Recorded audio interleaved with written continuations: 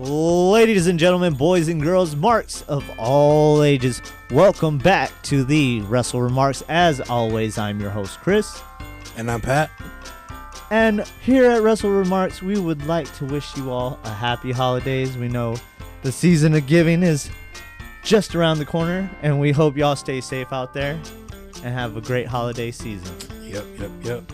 But all right, let's fire up the newswire, because this week we've got legends making statements, injuries shaking up cards, contracts being signed on the fly, and a media rights situation that could change the entire wrestling TV landscape.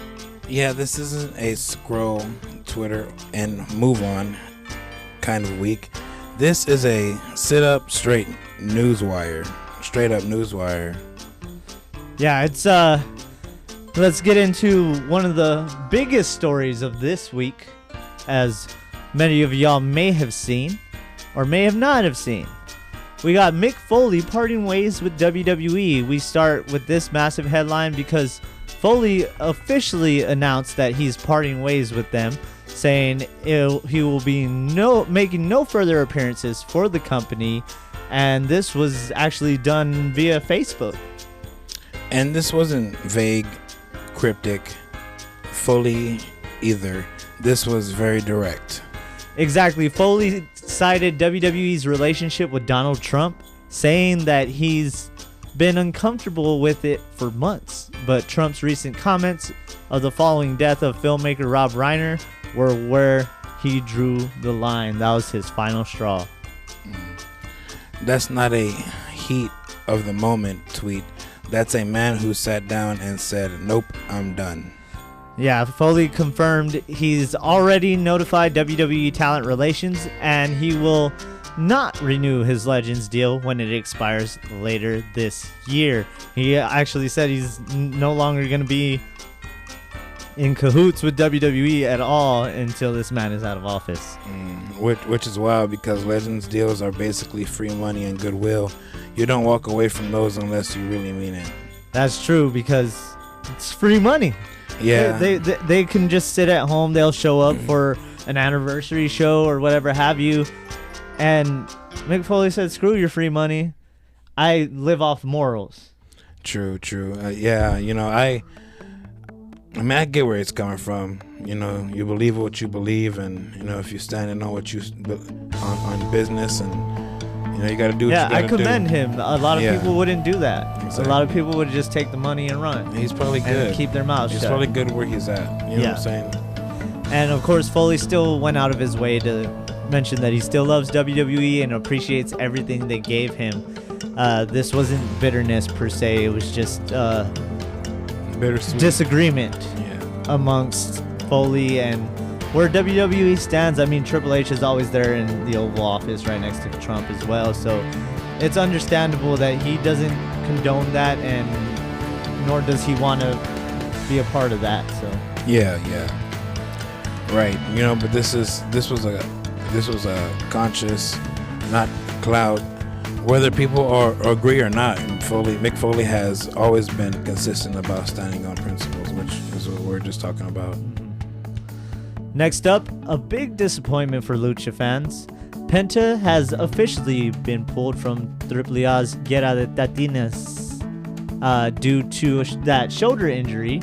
Of course, we heard that maybe he was doing better, but apparently it's not good enough. That one hurt. People were ready to see the full Lucha Bros reunion, the full Lucha Bros experience. It's sad. Yeah, and I've been waiting for them to show up together. It's been a minute. I figured it would play into War Games. That didn't happen, so we'll have to wait for a Lucha Bros reunion for some time now, I would assume. Penta addressed fans directly, saying doctors in both Mexico and the U.S. simply would not clear him in time. And to be clear, that's WWE being cautious too. They weren't messing around after what happened on Raw, which is good on WWE's part. You don't want to, just like in basketball, your guy sprains his ankle or something, you don't want to keep playing him if you know he can further aggravate that injury. Exactly. So, unless it's Kobe Bryant, then. But here's where it gets interesting. Penta announced his replacement, that being Rey Mysterio. So it's going to be Rey versus his son, the deadbeat dad and the greatest luchador of all time. With the greatest luchador of all time in his corner. Which somehow softens the blow and makes it weirdly historic at the same time. It really does. It'll be the first ever team of Rey Mysterio and Rey Fenix, something we've never seen.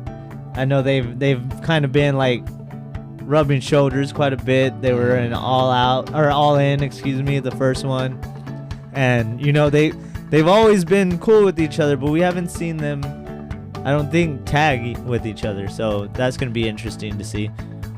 And of course, Penta still found time to talk trash about the greatest Mysterio of all time. I like Penta, so I'll let him slide. Yeah, he sent some warning shots. Penta told Dom he got away with it this time, but vowed that he's coming for that Intercontinental title. That feud is just paused, not dead. It sure is. I mean, they're gonna give them some type of push together. Yeah, they've been at each other's throats since Penta got there, pretty much. So yeah, I would assume that that's eventually going to come to a head, unless they do give Rey a match with Dom and they go off into the sunset with the AAA Mega Championship. Nah, man, Rey needs to turn heel and do Foot the Animals with Dominic. Dom. Take off the mask and everything. Nah, put keep on the horns. Mask on. Do it the right way. Okay, do it with the mask, but put the horns on. Okay. Yeah, so we're doing it the right way this time. And since we're talking about lucha, one of the more powerful stories this week came from Adolfo Tapia, the original La Parca, who publicly thanked Arn Anderson. This one was one of those stories that makes you nod and go, yeah, that tracks. Yeah, Tapia credited Arn for defending luchadors from racism backstage during that WCW days. And let's be real, WCW history there is not great. Exactly. Of course, we've seen things from Conan, Sonny Ono, and others that have spoken over the years about the discrimination and the segregation that went on backstage. Wild. So hearing that Arn was one of the guys actually stepping up, that matters. Yeah, Arn's reputation as a no-nonsense leader clearly extends beyond just wrestling psychology. And also, since we were talking about injuries, let's get back into some injury reports. And it was a scary moment on Raw when Raquel Rodriguez was placed on concussion protocol after a brutal spot with Nikki Bella. She threw her into the steps, and Raquel had a whole titty on her head. She sure did, bro. She had more than you're supposed to have on a woman. Yeah. When I saw that live, I immediately went, yeah, that was bad. I immediately thought that. I was like, dang, I kind of look like the whole Jade situation. And sure enough. Oh, yeah. Sure enough. Right on the edge. Yeah. Right on the edge of those steps. Brian Alvarez reported that she got a massive goose egg after hitting the steps head first. So they didn't show it exactly on camera. They didn't show it until later. They released it on like their social media. Yeah, and stuff. She showed it herself. Yeah, important clarification though. Protocol doesn't automatically mean concussion. It just means that they shouldn't have put Nikki Bella on the card in the first place. You beat me to it. Exactly, it means that WWE is just being cautious, which of course is the right call, especially with a talent like Raquel. Exactly, with someone as physical as Raquel, you don't want to rush that, which is true, and she deserves a title shot soon. It's gonna happen some way or another. Mommy in the bank, or mommy cool in the bank. You know, some mommy cool in the bank. Something. She's gonna get something. It's all gonna pay off. Because I guess we'll get into that later when we do Raw. Getting skip ahead. More down into our injury report. There's some good news on SmackDown. Jacob Fatu may be returning soon. I'm hoping. Thank God. For Jacob Fatu. Sorry, New Day had to still, because that man was an absolute menace before disappearing, and whoever knocked out my boy's teeth, i.e. Cody Rhodes, because I'm not backing down on that. PW Insider reports backstage belief is that he's close to returning after a dental procedure. Oh, I mean, is this kayfabe? Still one of those wildest write-offs ever. Teeth scattered on the concrete is crazy. I wonder if he really needed a dental thing and they just played that into the storyline. True. He's gonna come back looking like Roman. Yeah, he's gonna get a major push for sure, and the return just instantly shakes everything up for sure. Over in NXT, we have Adriana Rizzo, who shared some positive update following her ACL and meniscus tear. Considering her injury history, that update matters a lot. Yeah, because she tore her ACL, I want to say, in 2024. She came back and then further aggravated it and went back on the show. Mm-mm. So you really got to harbor that injury. She said that she's targeting spring 2026 for a return, so we could see her back. But we don't know what she's going to do when she gets back, because as you know, with the D'Angelo family. Yeah, with that, the D'Angelo family is gone. That might be a full reboot for her. For sure. And what do you think they would do with her? I liked her doing the whole family thing. Maybe something. I'm not sure. Or maybe she'll come back with, what's his name? Well, who? Tony. Well, Tony's already back, remember? I know, but maybe like later on. You mean, yeah. Like as a valet type.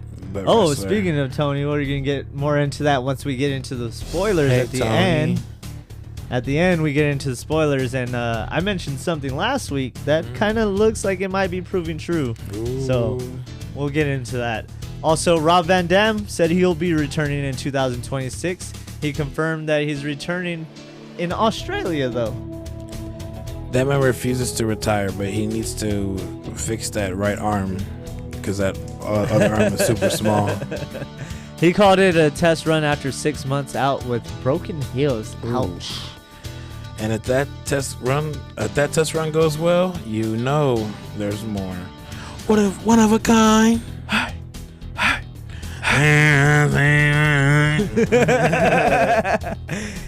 And from a former TNA talent and Rob Van Dam, we'll get into these TNA deals that are going on. TNA has signed multiple talents to 3-month deals, including Jake Something, Zachary Wentz, Steve Macklin, and AJ Francis. AJ who? I heard he's really infatuated with ladders. Oh, man. Short deals tell you everyone's waiting to see how that AMC debut goes. Plus, they also have a 20-entrant battle royal going on to see who's going to become the #1 contender for the TNA World Title. Moose. We got Cedric Alexander, Eric Young, Mance Warner, Ryan Nemeth, Rich Swann, Trey Miguel, Zachary Wentz, and Myron Reed. They'll also be joined by Brock Anderson, C.W. Anderson, Moose, Jake Something, Jesse Funaki, and Funaki's son. The son of Funaki, Bear Bronson, John Schuyler, BDE, the YouTuber, Jake Painter, Judas Icarus, and Travis Williams. BDE is gonna get it. Watch. Oh hell no. I mean, given that he's a YouTuber and stuff, like he did come in pretty okay because he's already had a match. But that seems to be a trend now, don't it? He ain't no Logan Paul. Oh no, he ain't no Logan Paul. Not at all. Not at all. But yeah, his match, I didn't mind it. It was just a lot of like little rookie stuff that I didn't care for. Yeah. So, you know, things like... You talking about the match with Myron? Yes. You seen it? I saw Maven watch a watch along of that. Of course he did. Yeah. Yeah, that's Maven for you. Always doing those little hey watch guys, stuff. it's Maven. It's Maven here. Look at my eyebrows. Oh man, that's messed up. If you ever do hear that, Maven, I'm sorry. You're really cool.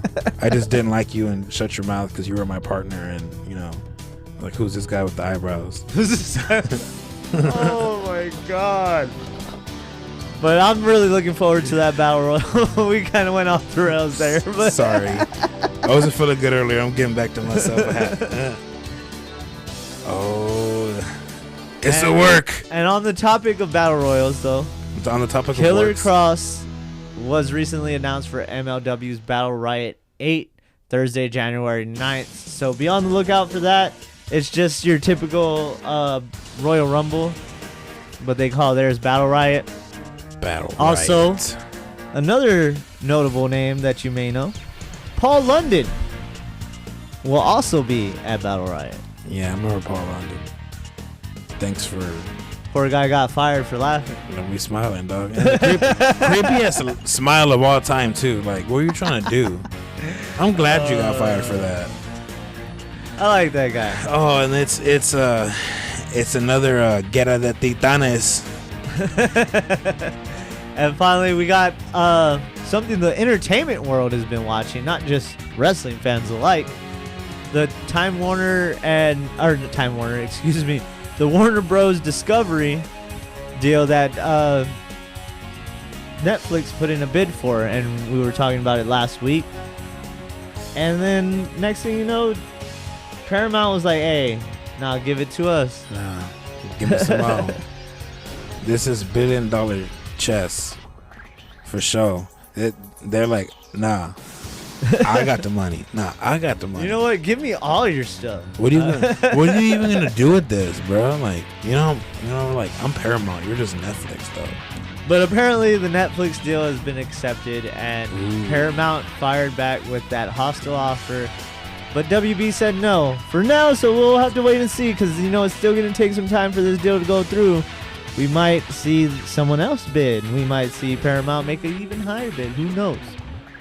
And whenever media companies start fighting like this, wrestling rights are never far behind. Especially when it comes to Warner Bros. And, the TNT thing and all that. I mean, if AEW.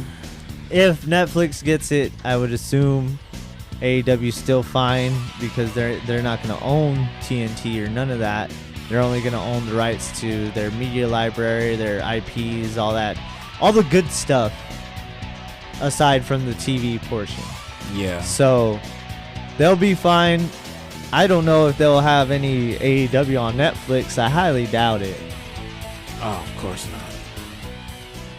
And, of course, that was your news wire. There was some statements made, injuries monitored, contracts signed, and billion-dollar moves looming. Now, we turn our attention to Friday Night SmackDown from Wilkes-Barre, Pennsylvania, where the tension is thick in the air and the futures were loudly declared. It was one of those nights where you could feel the stakes, especially with a major match on the horizon and rivalries beginning to snap at the seams. Opening the show, SmackDown General Manager Nick Aldis addressed the audience about the status of Drew McIntyre, revealing that McIntyre has no intention on returning, claiming WWE is an unsafe work environment because Cody attacked him. Drew was like, nah, I'm not going. So in response, Aldis did say that he was frustrated with Rhodes stalking for Drew back in the backstage area, and Rhodes visibly frustrated himself. Nick Aldis mentioned that he's going to go to McIntyre's home and try and sort things out. But things didn't go as planned, as it released on, what was it, YouTube that released it? Yeah, it was so great. It was cinema. It was hilarious. It was such good S-word. The last line with Cody, Merry Christmas, asshole. I cracked up so much. I looked, I was like, Cody vouched to do that. He was like, get this. At the end, Christmas, dog. At the end, I'm gonna say this. It's Christmas. But anyway, let's get back into SmackDown. You don't mess with Cody Rhodes on Christmas. The vibe was instant salt in the wound for Cody. Like, McIntyre just handed him a checklist of reasons not to trust him anymore. Before Cody could fume any further, Dun, the dun, music hit and out dun, came dun, Obafemi, dun, the dun, reigning NXT dun, champion, dun, dun, ready to bring the whole new kind of heat. dun, dun, dun, And I'm not talking about Sunday night to Monday dun. night. I'm sorry. Or to Friday night. Femi stood toe-to-toe with Cody, calling himself the ruler, The ruler. the destroyer, the bringer of war, Boy. and proclaiming that the future isn't approaching, it's already here. Shoot, that's Black Kratos, dog. That was a big moment. Femi wasn't just there to be a spoiler. He was there to make a statement, and he made it loud and clear. He looked like $1,000,000, bruh. Oh man, he looked like he belonged. He there. ready and like he belonged on the main roster. I'm telling you, triple threat, Javon. Oh, fatal four-way, Javon, Leon, Ricky, And Oba. and Oba. Oba loses. Main roster time, dog. Yeah, I can see it. But What happened next? it looks though? like Javon might be getting primed too. Oh, Anyway, yeah. we'll get more into that. Cody fired back by pointing out Femi was quoting John Cena, but then reminded everybody that he was the man who beat John Cena for that championship on his waist. The segment closed with both champions raising their titles in a fierce face-off, and boom, the stage was set for Saturday night's main event. And he said in the what's it called? In the spirit of hustle, loyalty, and respect, he said, your time is up. My time is now. That's what my boy Oba said. That was just excellent, though. That's the kind of SmackDown opener you want heading into a big weekend. Heated words, bragging rights on the line, and two champions ready to prove it. From there, the show delivered some hard-hitting action. Ilya Dragunov defended the U.S. Championship against Tommaso Ciampa, overcoming a ruthless attack and retaining after a hard-fought battle. And then the backstage scene with Javon Evans and The Miz, complete with Miz complaining, and he deserves a spotlight, led straight to Evans backing up his words with a win, and they did this whole unk and feud thing. Yeah, that was nice. great. So Yeah. all right, man. Let's see you. Chaos continued with the tag team tension as Solo Sikoa. Oh. I'm thinking about Cola over here. Solo Sikoa. Sequoia. Warning the Wyatt Six and telling them to hand over the tag team titles or face the consequences. Hey, bruh. That last line he said, "Run." Oh, dang. Yeah. Solo's killing Yeah, it. he is. Solo got the He's best. spitting bars. And Chris wanted to do this thing, best promo of the week, bro. Solo's been killing it. Those last two promos he cut were This were fire. one and the one that Punk cut on Raw are pretty neck and neck, I want to say. Gunther's the Steiner promo. Math thing. all that. Gunther's promo. Bro, just the promos in general these days have been pretty fire. Oh, that's fine. That Steiner Math thing was great. We'll talk about that later, though. Meanwhile, I'm bringing that back up. Meanwhile, we had a big women's division clash. Lash Legend picking up a pinfall victory over Alexa Bliss after some serious interference and back and forth chaos. And in the night's main match, we had Damian Priest and Rhea Ripley teaming up to defeat Aleister Black and Zelina Vega in a mixed tag bout that closed the show with intensity. Yeah, she should have stopped going for that code red after she messed it up the first time. Yeah, I know. That was the one part that kind of took away from that whole match because the match was good. It was good. It was good, and then they had that big botch. I was scared for Zelina. There were several. It was two of them. Yeah. I was so scared for Zelina. She was my okay. God, I'm bro. glad she was okay. The biggest takeaway, Obafemi's presence on SmackDown wasn't just a cameo. It was a declaration of war on the main roster. War from the ruler. No doubt, man. And Cody's frustration, the Drew drama, and the crowd energy sets the table perfectly for Saturday night's main event. It sure did. Now let's carry that on as Rhodes carried that straight into Saturday night's main event from the Capital One Arena in Washington, D.C., and some of that drama veered its head as well. It was a night the crowd will never forget. We had title clashes, veteran moments, rising stars shining, and one historic farewell that shook the wrestling world. If this show had a vibe, it was end of an era meets next chapter. You feel it from the opening bell. It was main event energy from the jump as we saw Cody Rhodes take on Oba Femi. Of course, Femi brought the size and the power, but Cody brought that relentless grit.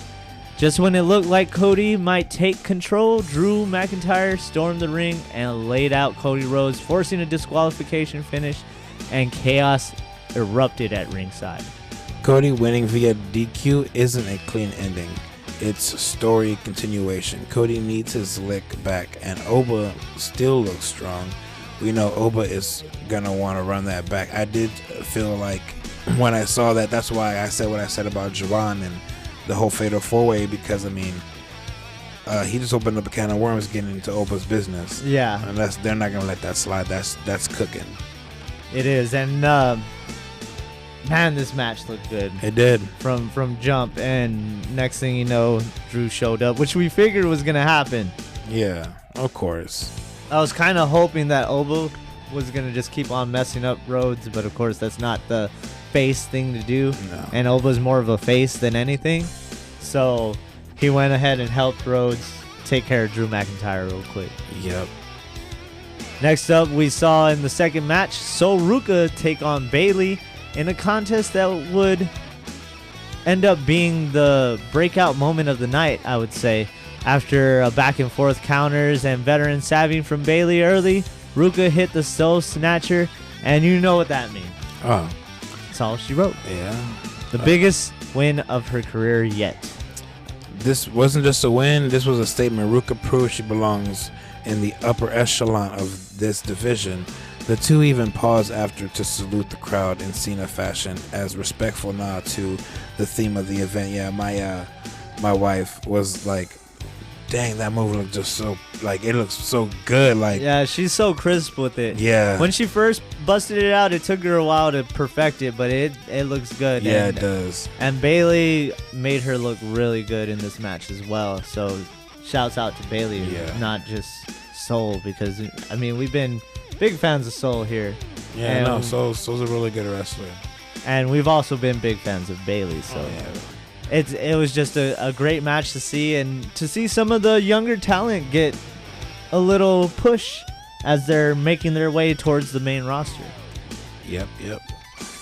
Next up, we had some tag team action with AJ Styles and Dragon Lee defending their tag titles against Javon Evans and Leon Slater. Both teams threw everything at each other. Both Styles and Lee used classic teamwork, and the experience of the two just was too much for the young OG and the youngest in charge. Styles hit a Styles Clash on Slater for the victory. Slater tried to hit a Styles Clash on him at one point. Yeah, what's it called? I can't believe I mean, it happens. He slipped off the rope. Yeah. It happens, but I mean, it just Styles. You forget that happened. They put it in there for him to jump off the rope, but it's like they had no pause. So yeah. You didn't be like, oh damn, that was a botch. No, it wasn't. It was just like, oh crap. Then there goes Slater right away. Yeah, exactly. And like, that's how it should be. Young veteran instinct. Look at that. This was smooth, competitive tag match. A great palate cleanser before what everybody came to see. That it was. This was the moment the entire WWE universe held its breath. Just to see John Cena's final WWE match against the Ring General himself, Gunther. The arena was packed with WWE legends, champions, and fan favorites. A sea of admiration as Cena made his last walk. I hate you. The emotion was so thick you could cut it with a razor. in a Mox match. People were yelling, "Let's go Cena," and you tapped out directed at Gunther. From the opening lockup, Gunther was relentless. He chopped, he stomped, and he countered everything Cena threw at him. From the 5-knuckle shuffle to attitude adjustments, Cena even hit an AA through the announce table. Not to mention a super FU. It did catch that. Only to keep fighting. Good work, Michael Cole. And in a stunning, historic moment, Gunther eventually locked in the sleeper hold. Cena fought it, had a legendary battle, several momentum swings. It looked like he was coming back up. But then, taps out. That alone is going to be talked about for years. Cena tapping, that's wild. The only thing I didn't like about this match, and I think you're going to know what it is, the smile. Oh, yeah. I get it. I understand the smile. I get it. But, no. It would have looked so much better you tapping like in agony than the smile. I understand the smile. I understand all that. I understand too, but this match will go down for me as disappointing, not just because the match was good. Like, I have no gripes about the match, but it was disappointing to see how everyone reacted, about how the match ended. Cena said it himself. He wanted to leave the business in better shape than when he found it. And I don't understand what the gripe is, why you hate Triple H about it, why you hate anything about that, because, the whole show was to show you the future. And that's exactly what everybody got, Yeah. So that's just frustrating for me, because it's like there's people who complain online, and there's people who really love wrestling and understand stories and how to, like Triple H said, do what's best for business. This just not a thing he said online. It's a thing that was true. Yeah, when you go out, you put over the younger talent. That's how it always goes. The only person that really didn't do that was probably Hulk Hogan. I was gonna say that no one did that in Hogan's era. Hogan hogged everything. That's why there's so many stories about him being an a-hole. They protected their selves. Yeah, they were worried about themselves more than the business. We're just talking about this. That's why WCW died, bro. They had Eddie Guerrero, everybody who's over here who's ever made a name for themselves.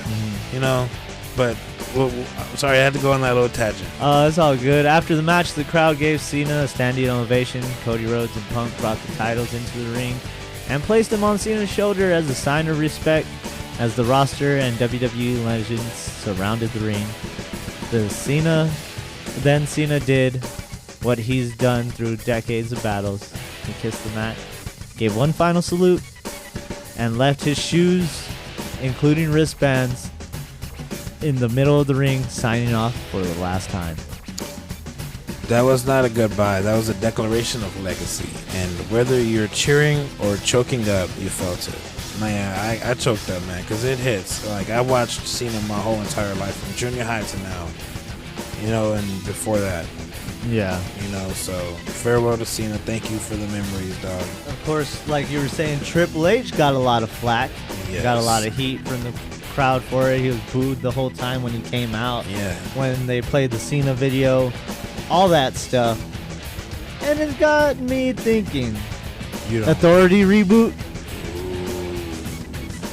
I miss the Authority, man. That was what was best for business. No way, bro. Have you imagine a Triple H Vince McMahon character, dog, but without the wrestling? He just got a bunch of goons. Oh, you want the Triple H guys? All right, bet. And then pit up all the people that he says that they say he don't push, like Carmelo Hayes, exactly. And then all of them win. Man, you know what? That's the only way to do it. Triple H, you hear us, bruh? Payroll. You'll have everybody's attention now. Yeah, just to be petty. You know what? I'm going to do everything I want to do and then make it work out for y'all's benefit so y'all can start crying. All right? Cena's final match wasn't just about. It was a moment in sports history.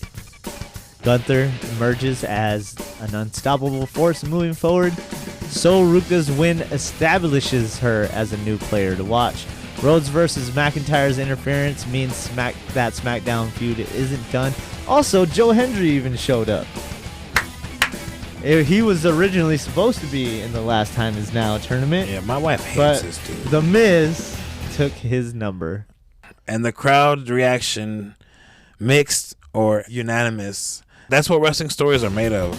And everyone will have an opinion, but that was just unforgettable. And then right off the heels off of the historic moment that was Saturday night's main event, WWE came to us live from Hershey, Pennsylvania. Make me want some chocolate up in here. With Monday Night Raw, and the fallout was savage compliments of Punk, headlines, returning champions, and chaos in the main event. Let's dive in. You could feel the ripples from Cena's farewell all through the show, man. Raw kicked off with Gunther addressing the WWE Universe. The crowd booed him out of the building, and Gunther loved it. He repeatedly referenced how he made the greatest of all time give up, taunting the fans and even pointing out that Cena's legacy meant nothing if he could break him like that. And that heel energy, it was nuclear. Gunther wasn't apologizing. He was aggressive, smug, and straight rubbing the salt in the wound of Raw fans, and they're still licking their wounds from that. And that's the kind of contrast with Cena's send-off. That's chef's kiss. That's what a heel is, bro. And that's how it should be. Yeah. You're supposed to hate him. He's killing people's dreams, dog. He's not a legend killer. He's a dream killer. My favorite one was when when they made him leave because AP was mad. Right? It was AP? I'm sure. Adam Pearce? Yeah. He was mad that, he was talking crap about Cena, knowing that Cena's not there and he's not coming back and blah, blah, blah. So he sends Gunther home. Gunther stops as he's driving in his car, sees AJ Styles and goes, AJ. And AJ Styles looks and he does the you can't see me taunt. Laughs and takes off. Oh my God, it was so good. Hey, what if they're foreshadowing? Hey, I'm gonna end this dude. Oh damn. Yeah, they're foreshadowing. I didn't even think of that yeah, this is his last year. Yep. Oh man. People are really gonna be mad again. I don't care. It's gonna be a great match. The in-ring action. First up, we had Maxine Dupree defending her Women's Intercontinental Championship against Ivy Nile, and she did it emphatically. Dupree locked in an ankle lock, and next thing you know, that was all she wrote. I saw some pretty great innovative offense from Ivy Nile. Her hair is still throwing me off, though. I kind of feel like they told her, oh, you need to pretty it up. You know what I mean? Maybe. But who knows? She'll make it work. I'm just making assumptions here, and you know what happens when you assume. But the pit bull. I was excited to see her back. It's been a while since we've seen Ivy Nile. We saw some good offense from her, some good back and forth action until Maxine got this ankle lock. They're trying to build Maxine up to be like really strong. Some of her stuff kind of looks like you could see really through it a lot. That it kind of throws me off. From not as bad as it was building. though. Yeah, but it still throws you off from what they're building her as. So it kind of it threw me off a little bit. That's just me though. Yeah, it could be different for everybody else. But Dupree's aggression has a lot. Has hit a normal gear lately. She's doing something different. It wasn't just a defense. It was a statement that she intends to make a reign mean something, which is good for her because she's come a long way. Next up, we had Stephanie Vaquer defend the Women's World Championship against Raquel Rodriguez, but it didn't end cleanly. In fact, it was a no contest. Why? No, like really, why? Why is Nikki Bella there? Why? Nikki Bella stormed the ring, attacked both competitors, turning it into a brawl. And this is where Raquel got injured. I refuse to say her name, so John Cena's ex showing up like that, things just got a lot more personal. I'm sorry, Nikki. And it's disrespectful. After Cena's retirement, she can show up on the show. Dang, man. Next up, we had a fiery promo, which we always get from CM Punk, it seems. The World Heavyweight Champion Punk hit the ring and made the most unfiltered, aggressive promos we've heard in weeks. Punk ripped into Bron Breakker, firing off a series of insults and particularly daring him to bring everything he's got January 5th to their title match. He even called Breakker a cross-eyed Neanderthal Nepo baby and said Breakker wants the old him but can't even handle 2025 Punk without help. Yep, Punk went personal. He mentioned Breakker's family and basically told him to bring the whole crew if he thinks he's walking out champ on January 5th. That's going to be combustible when they finally collide, which is crazy because if they do show up and then the big bad Booty Daddy pulls up, I'm going to be like, yeah. Man, that Steiner math line was so good. Yeah, that was good. And I hope that Punk was going to bring it because I was like, man, I haven't seen Punk spit like that was one of his best in a while. Yeah, I haven't seen Punk spit like that since he asked Drew. And it gives this stuff who chose him. And it gives it so much more depth, especially with Breakker mentioning his wife and all that. Oh yeah. So it just the way that's the right guy that's the right guy to exchange like personal blows with though. I mean, because man, he could handle it and he could dish it out. The stuff that him and MJF did will always be legendary. Those promos are great. And then in the mid-card action, before we get too far from our topic here, sorry. Logan Paul faced Rey Mysterio, and it was a back-and-forth match. Paul hit a splash off the top rope for a win, but that was thanks to his fellow comrades, of course, that helped him. They had a pretty bad botch with the 619. Yeah. It did not look good. Logan Paul should have just not sold it, and they move about their day because I know Rey knows he didn't hit him. Yeah. So Rey would have been able to work on the fly too. And then, of course, while CM Punk was keeping Bron Breakker and Bronson Reed from entering the ring, the mass assailants showed up and stomped Mysterio on the apron, setting up that victory for Logan Paul. The identity of the masked man was then revealed. And it was... Vacancy. Justin Timberlake. Yes, as everybody said online. Austin Theory, of course, showed up as we said he was going to show up. And he looked kind of different. I don't know what it was. Most people, you cut their hair and they look older. Austin Theory looked younger. Yeah. His hair shaved like that. He does. All it was like what, a one all literally, over? Literally, no fade, no nothing, no just nothing. a one. Yeah. Theory revealing himself might have been telegraphed, but it officially injects him into the vision. And that's a story for weeks to come. A returning character like that shakes up the mid-card and main event alike. After the Theory reveal, Bron Breakker came flying in with the spear, checking Punk right into next week. Breakker sat him up on the announce table and delivered a message. If Punk's promo was fire, this was a flamethrower. Breakker made it clear he's not just going to wait around. He's going to actively dismantle Punk until January 5th title match arrives on Netflix. Punk and Breakker's feud just went nuclear, personal, intense, and unpredictable.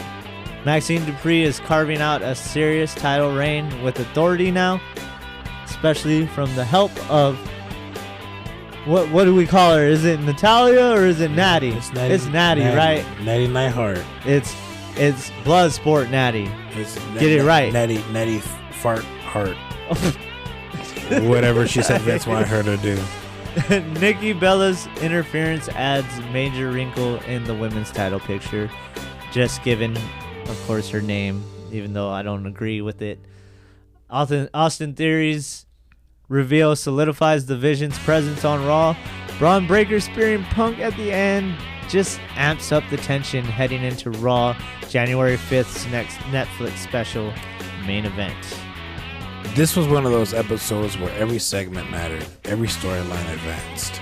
And let's go from there into NXT. Yeah, we may have had a loaded Raw, but our attention turned to another loaded NXT itself, and this one was just packed with title shakes. Well, random title shakes that we did not expect coming, nor did the talent. Rising foes and main event level tension. If SmackDown was heat and Raw was fire, then that means NXT was Hiroshima because it was wild. Let's break it down. We kick things off with perhaps the biggest shock of the night. And I gotta say, oh hell. Yeah, if you know what I mean. The hell dethroned Blake Monroe to win the NXT North American Championship. This one was a solid back and forth. Monroe controlled early with offense and submissions, but Hale battled back with heavy strikes and high impact offense. Just when it looked like Monroe might retain, Hale hit a springboard senton and scored the pinfall? Question mark? What the hell? What the hell? And then all of a sudden, Blake Monroe's music hits. What the hell, Leonte? And here's where it gets messy. The replay showed Monroe had her shoulder up, which she did, before the 3 count, and her music played when the bell rang, so that tells you it was a botch. Exactly. But, you know, I like the way they fixed it. Oh, yeah. I do like how they're playing into it. I bet. And even with the ref, like, if you count it, you got it. Yeah. It looks stupid if you're like, nah. No, let's restart the match. And yeah. Shawn Michaels going to come down and tear his quads. He ain't got time for that. We don't need a repeat of that. Could you imagine if that happened? Oh, no. God, I would hope he would learn from the example and just cry in the chair or just do what he did. Of course, there was some confusion in the arena. The crowd was scratching their heads, and it quickly became the moment people are still talking about online. After the match, Theo talked about becoming champion. Jordan Grace showed support, and a furious Monroe demanded her title back, calling for a rematch immediately. They belt back. You've got a new champion. You got confusion about the finish, and Monroe's not letting this drop. This feels like a long-term angle, not a one-off. I don't know if you heard this, but because of this match, they're starting to change the policies there at NXT. They want people to stay longer for the entire show. That way, if they have to reshoot stuff, they do, because they already shot 2 NXTs for the next 2 weeks, which we will spoil here soon.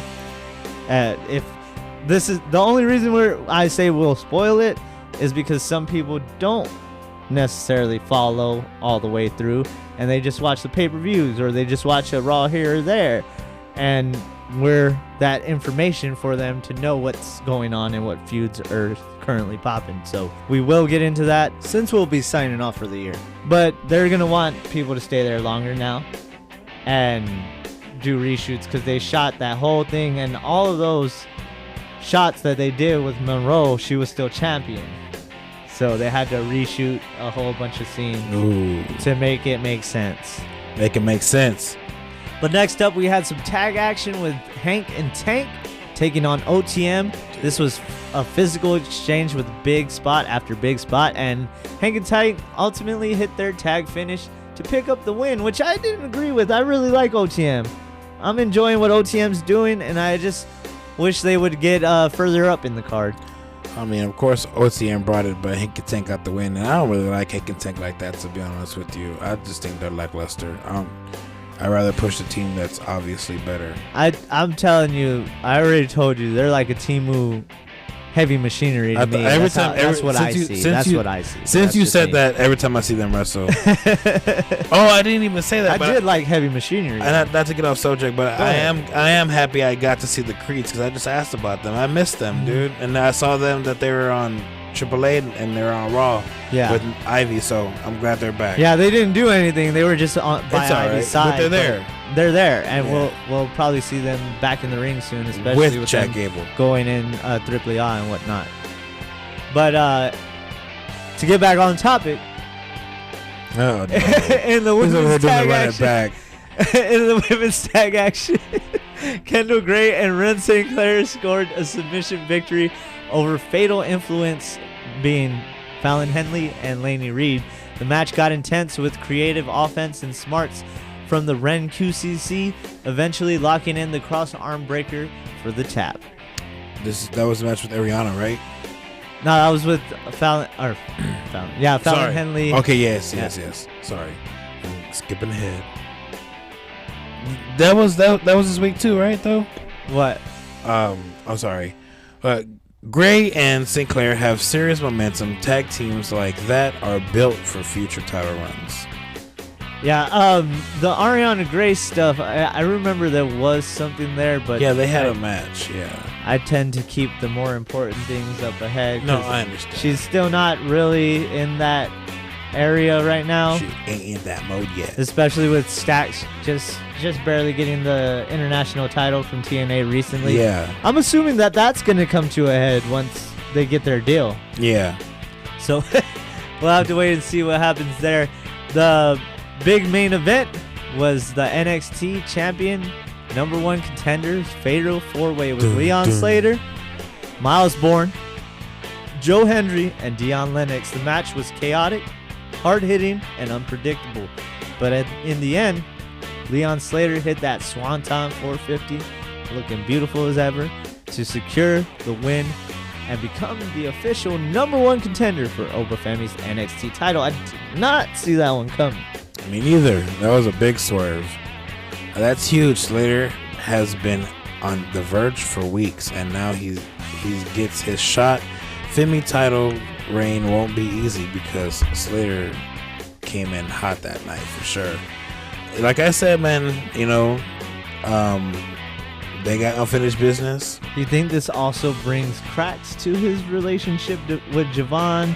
Seeing as, Javon and Ricky are still at each other's throats because Ricky attacked Javon. And then Javon's going to want to run it back. Like I said, they're going to have a fatal 4-way. They have to. That's the only way to get the belt off of, Oba clean. Yeah, and speaking of Ricky, between matches, we saw Ricky Saints explain his mindset, claiming that he's the only absolute, which prompted a brawl between him and Evans that spilled out into the ring area later. Saints is one of those guys who talks with confidence and backs it up when need be. Evans didn't take it sitting down, though. We also got word of a new WWE Men's Speed Champion tournament starting next week, and it's already stirring up egos and challenges backstage. Speed title means fast-paced, unpredictable matches. Next week just got a bit more exciting. Huge championship shift this week with Thea Hale's controversial win. Still explosive though. Slater is now #1 contender and poised for a major title match. Tag and women's division matches delivered momentum for rising stars. Backstage tensions are boiling over heading into New Year's Evil. New Year's Evil. Yes, I am. I'm sorry. That'd be cool. NXT closed out the year with noise, character beats, brawls, tournament setups, and a champion no one fully expected. It isn't a quiet brand, it's a launch pad. And next up, we get into our spoilers for the next 2 weeks of NXT. Also, next week's SmackDown, not this week's. This week's SmackDown is going to be live, and they will be recording next week's Raw, or Monday's Raw after that. But let's get into the NXT portion real quick for those who rely on us to get their wrestling content, just so you know what's going on. Break it down. Lola Vice defeated Izzy Dame after Tatum Paxley chased off Sean Spears with a chainsaw. What?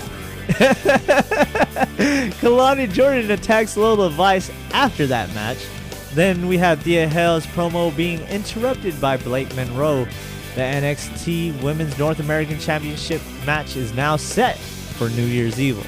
Yeah. Tavion Heights defeats Eli Knight. Eli Knight. Wow, that was a good one, guys. Leon Slater and Obafemi have a backstage segment. Javon Evans and Ricky Saints have a face-to-face with Ava. Javon Evans versus Ricky Saints is then set for the December 30th episode of NXT. Shiloh Hill and Skylar Ray defeated Stax and Ariana Grace in a Christmas Chaos match that included pine cones, a keyboard, and a plastic candy cane. What do you know? Lexis King defeated Andre Chase. Chelsea Green defeats Sol Ruka. Moose gets involved and chases off Ethan Page in this match. Alba Fire also gets involved, preventing Ruka from hitting the Soul Snatcher, because you know that's all she wrote after that. Oh, yeah. And Chelsea Green hits the Unpretty Her to retain the Women's United States Championship. Oh, no, she unprettied Sol Ruka?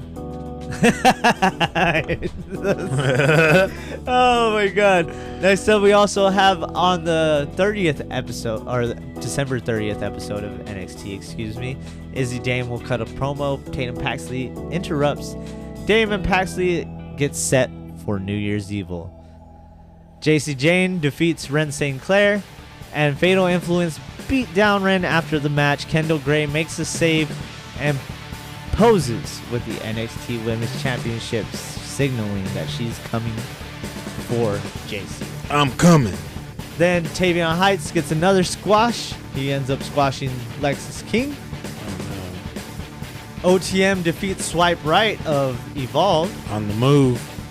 Joe Hendry has a concert, but Dark State interrupts and attacks Joe Hendry. And Tony D'Angelo is seen watching from the shadows. This dude's the Italian Sting or what? What did I tell you last week? With all these blacking out lights and all the way that his vignettes have been shot, it looks like he might be part of Dark State. Oh. And this kind of maybe confirms it. We'll have to wait and see. I'll have to see this episode, and then, of course, the ones after that will probably tell us a little more. But maybe he is part of Dark State. He's just watching Joe Hendry get beat up by all his goons. It's all right. I believe in Joe Hendry. He'll be all right. Ethan Page defeats Moose to retain the NXT North American Championship, Boo. which is lame. Moose should have won that one. They have some history over there in TNA, those two. They've had some pretty good matches as well. Saints defeats Javon Evans after a ref bump and a low blow. And, of course, a Rochambeau to end it all. I like how he doesn't use that on big guys. And on the smaller guys, he still uses the Rochambeau. Good job. Next up, we got our SmackDown lineup. Never give it. No, it's all wrong. I just want to be one of you. Yeah, that was raw, right? Yeah, sorry. That was in my head. It was my life, my time, my rights, my rhymes. Bars. that was my shh. Anyway, Drew McIntyre will reveal his choice of the stipulation for the upcoming WWE title match tomorrow. Also, they're saying that Randy Orton is set to make a return from his hiatus, and another set return should be Tiffany Stratton. Of course, card subject to change, so we'll see what happens. It's Randy time. Also, the same area that I got some of this information had it mixed up as well. They thought one of the matches that were recorded was supposed to be for this week's SmackDown, not next week's. Okay. Because it was recorded on Monday. But let's get into it for the spoilers for next week's, since that's the one that's going to be recorded. Tomorrow's is going to be live. We open up with Damian Priest in the ring, cutting a promo about his momentum and referencing John Cena's legacy, hyping himself as the future of SmackDown. But he doesn't get to finish. Aleister Black and Zelina Vega storm into the ring. It spirals into chaos. Black clocks Priest with a chair and puts him through a table set up nearby. That's a big segment, especially for Priest trying to move forward. I know, not necessarily moving forward, but I mean just moving forward in his storyline, moving forward and becoming a big main guy. Star, yeah. So it's gonna bring a lot to the table. Well, I guess maybe we might see the Terror Twins chop it up with them again in a stipulation match, possibly. Maybe. Or they just end this I Need a Hell in a Cell match. And between the two? Yes. Or no, heck no, no mix. No, heck no, no mix. Dude, tag could match. you imagine a mixed tag in there? That would be cool. So that'd be that I would assume that'd be a first ever, right? Yeah. I mean, yeah, I could see that. That'd be cool. That's what I kind of wanted for War Games, a mixed War Games match, just to see how it goes. Like, say it was the MFTs against somebody, if they were to get a woman wrestler in there. Yeah, like just have Nia and like Nikki. This is what I would suggest. Raquel, Liv, and Roxanne with Finn, JD, and Dom. It's supposed to be 5, but we're gonna do this with 6. Okay. So JD, Finn, and Dom with all the girls of Judgment Day. Then we get somebody else. Well, we don't know who's Judgment Day feuding with right now. Give me some names. The Americanos. Penta, Americanos. We'll go with Penta since they're more of a face. Americanos we'll do aren't Penta, really. Ray, and Rey Mysterio, and Lola Vice. There we go. Let's see who else. I was gonna say Zelina. I can't because she's a heel now. Soruka. Okay, I can see that. And main event star. What's her name? The champion. Velcro. Stephanie Velcro. You don't think it should be Penta, Ray, and Phoenix? Yeah, that's what I said. Penta, Ray, and you did? Ray. Yeah. Oh, because you said Ray and Ray, so that threw me off. Yeah. Got you. Yep. I can see that one happening. That'd be cool. But I would love to see something like that, just because it's never been done. Yeah, and I've never seen I can see it be done in mixed a good tag way. Hell in a Cell. That'd be pretty cool too. It does need a big stipulation. If you're gonna end a feud, end it right. Yeah, exactly. Especially because these two have been at each other's throats for some time now. I want to say it's been over like 2 months now. Yeah. So, and then we get to the backstage segment with Nia Jax and Lash Legend hyping their recent win, and they call out all newcomers with sky high confidence.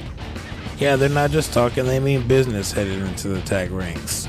After that, they had their match with the Kabuki Warriors in their first official match. The Lash and Nia Jax pick up a victory over the Kabuki Warriors in some solid tag action.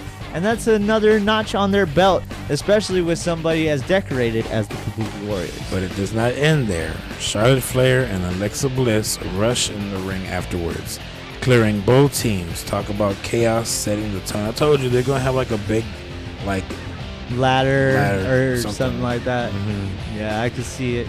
Next up, we see Julia, which we haven't seen in a while, cutting an intense promo, clearly on a mission and targeting big opportunities.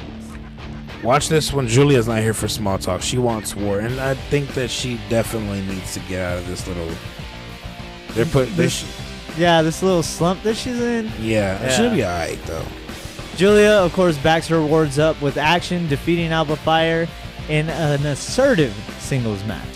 A statement win for Julia, and that post-match taunt at Chelsea Green was fire, or should I say, Chelsea Green? I'm glad you're coming too. I still don't like her. I'm just paying respects, dog.